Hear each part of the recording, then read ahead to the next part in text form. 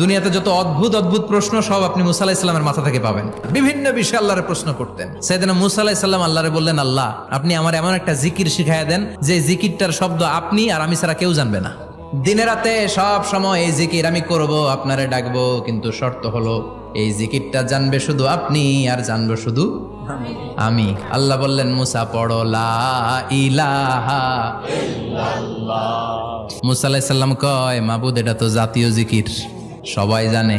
আমি তো চাইছি এক্সেলেন্ট একটা জিকির, কারো কাছে নাই, শুধু আমি জানবো আর আমি পড়বো। আল্লাহ বললেন, মুসা এই লা ইলাহাকে যদি এক পাল্লায় রেখে দাও, তাম বিশ্ব, 7 আকাশ 7 জমিনটারে তুলে যদি তুমি আরেক পাল্লায় রেখে দাও, লা রাজাহাত কাফাতু লা ইলাহা ইল্লাল্লাহ, মুহূর্তের মধ্যে লা ইলাহার পাল্লা ভারী হয়ে যাবে। ও মুসা, তুমি যতই এক্সক্লুসিভ জিকির চাও, লা ইলাহার চেয়ে দামি জিকির আমার কাছে না।